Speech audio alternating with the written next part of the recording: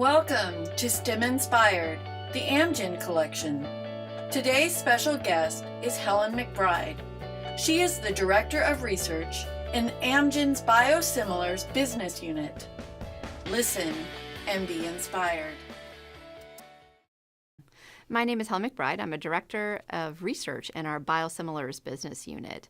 So my role at Amgen is to help shepherd our biosimilars. These are copies of biologic drugs that we make at Amgen, and to ensure that they work the same as the originator molecules.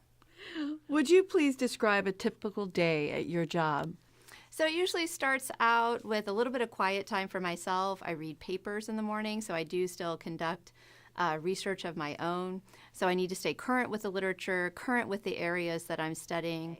A lot of the rest of the day could be one-on-ones with different scientists and colleagues, individuals from different departments.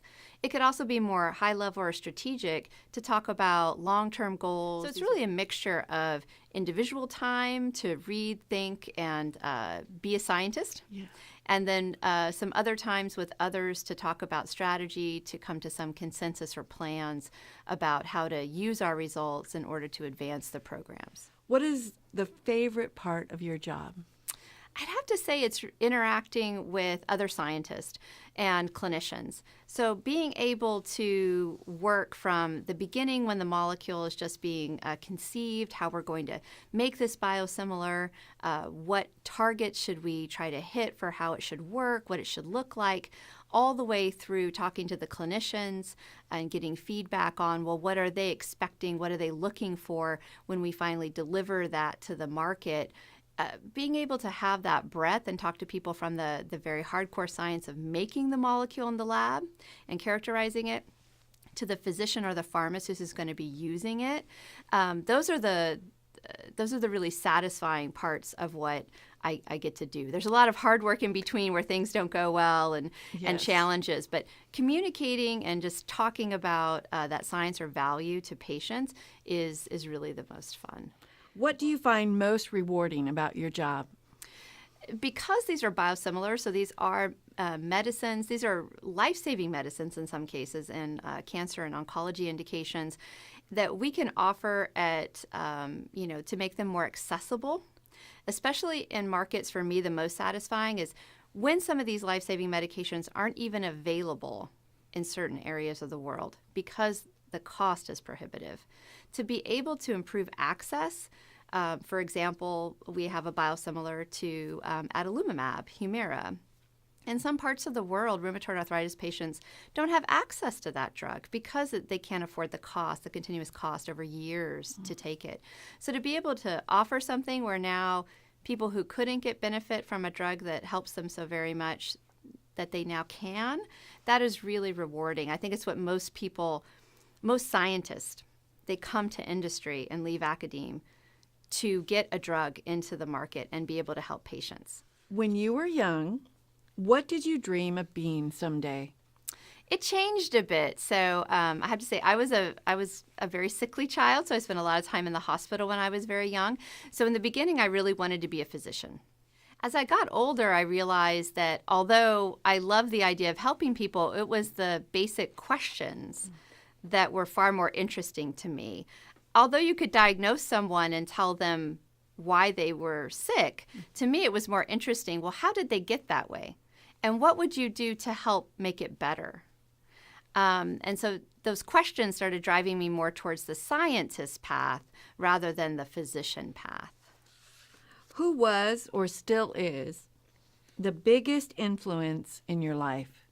I'd say it's still my grandmother. So she helped raise me when I was very young and sickly, and then helped me transition to be a confident young person as I got older. She herself came from very little means. She only had an 8th grade education. To her, my opportunities, I was the first person in my family to go to college, much less go on to a graduate degree. She was so very proud, but the lessons that she helped instill, that hard work is necessary to get where you are, that just because you reach a goal doesn't mean that you stop. You look towards the next. and the next. What advice would you give students who think they want to enter a STEM profession? Don't let one teacher, one person, one individual who's influential to you tell you that you cannot, should not enter into a STEM field.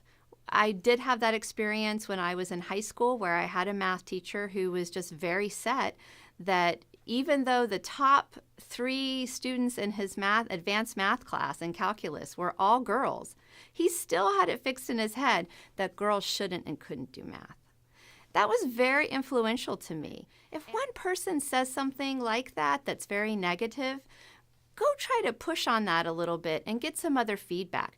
Maybe you really do need some coaching or you need some extra tutoring in a certain subject. Of course, take it as feedback, but don't let someone's unconscious or conscious bias about who you are or what you can do stop you, because that's not something they can do without your permission.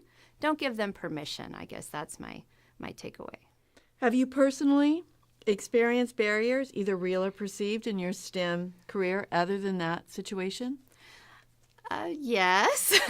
I do come from an older generation, let's say that, of women scientists. I guess we're the in-between generation. There were pioneering women, so many pioneering women who are I'm profoundly grateful to, who knocked down the doors and got us bathrooms, darn it, and made it acceptable so that we weren't asked to get coffee when we walked in a room.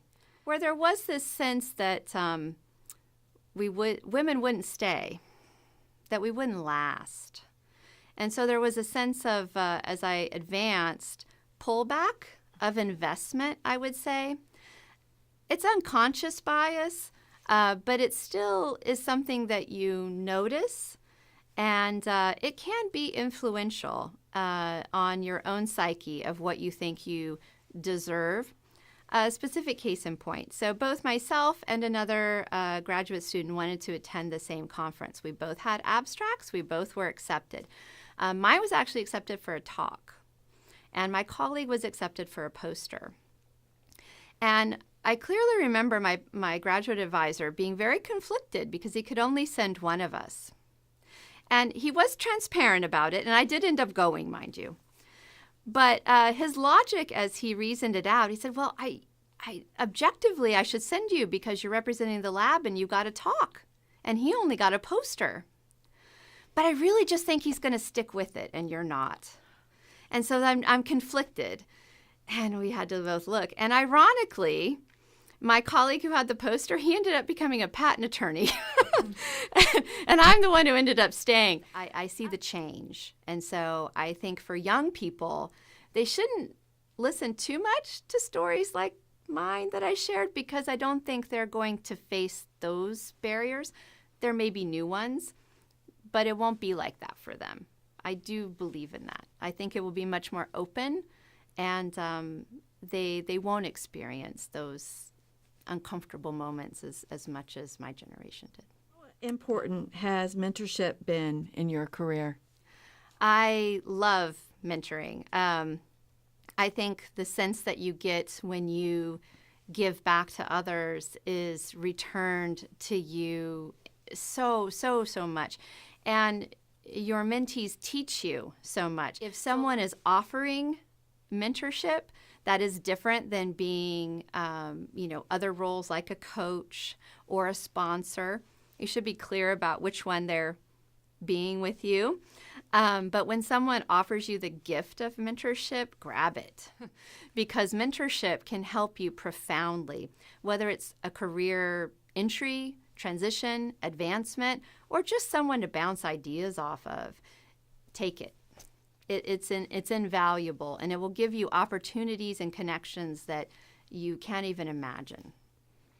Would you give me a brief description of the difference between mentorship and coaching? So mentorship is a very special relationship. The person is being very objective with you. If you tell a story, say about something that happened in the workplace, you had a conflict, or you had an upset, you feel slighted in some way. A mentor is not going to judge per se, what you said, is not going to evaluate that for you, is simply going to listen to you and say, okay, and now how do you want to handle this? What do you want to do next? What do you want to learn? What are you thinking? They're a sounding board. They listen, they provide, whether it's connections, feedback, or just somebody to listen to. A coach is very different. A coach's job is to enhance your performance and get you to the next level, whether that's inside your company, inside your department, or somewhere else. Thinking. Their job is a little different because they can't be just a sounding board if they're going to get you to where you need to be. They do have to be a little bit more firm with you and give you their honest opinion back. So they can't just listen to you and then help, because that's not their job. Why is it important to establish and encourage an environment which fills STEM careers with diverse individuals? I think the biggest reason, and I've had to articulate this before in trying to get funding for mentoring programs that support diversity, is that it's diversity of thought.